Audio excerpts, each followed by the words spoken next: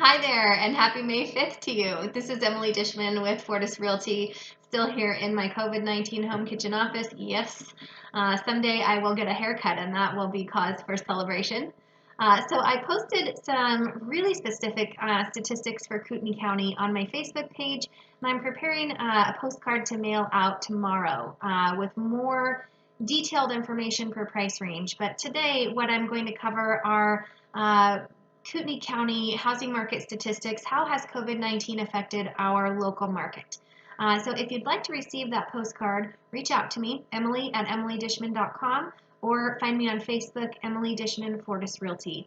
So let's jump right in. Right now in Kootenai County, our median sales price for all listings in Kootenai County residential properties, I touched my face. You know that's a no-no. So our median sales price is $329,000.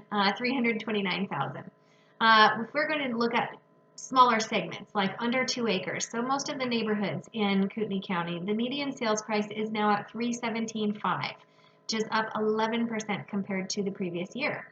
Homes on acreage greater than 2 acres, $520 is the median sales price, and that's up 11% as well.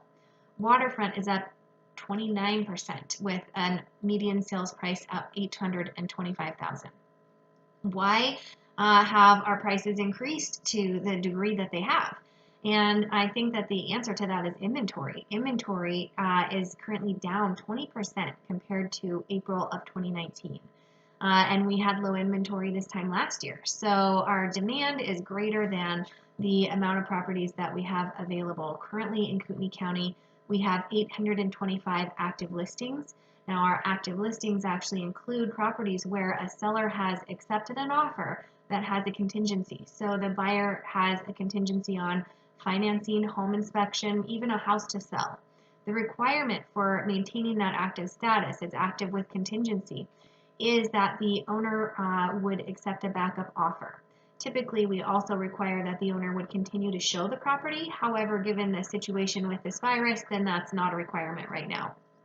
So let's look at pending sales year over year. Has COVID-19 affected those? January over January, pending sales were down 2.7%. In February, pending sales were down 1.8%. March, half of 1%, and April, pending sales dropped by 6%.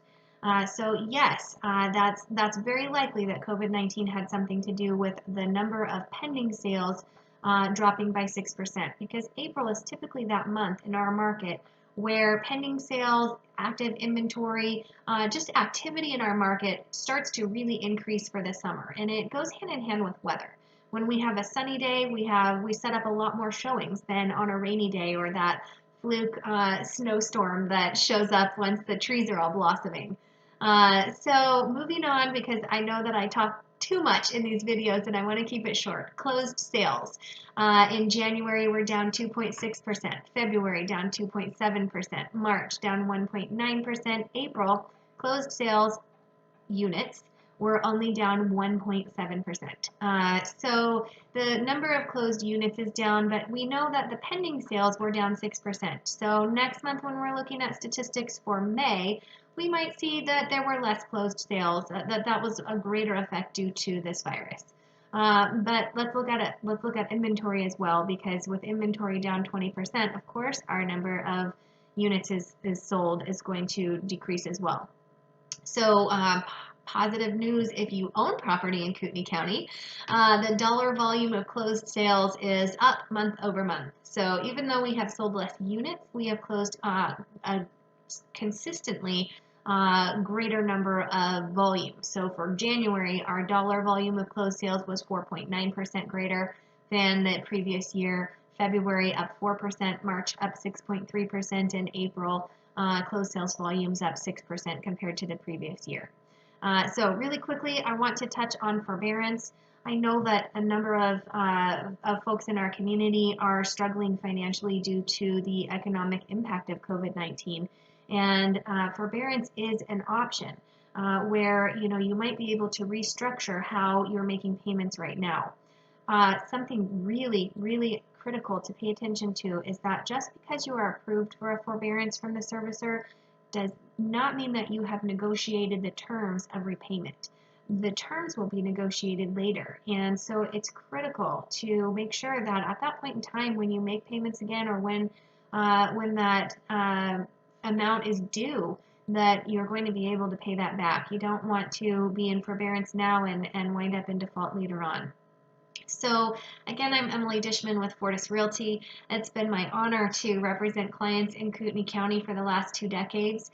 If I can be a resource to you during this time or in the future, please reach out to me, emily@emilydishman.com, or find me on Facebook, Emily Dishman, Fortus Realty. Have a wonderful day. My corny joke was from yesterday. I wanted to say, "May the 4th be with you," but it was too dark to record a video, and so here I am today, telling my corny joke a day late. So have a great day.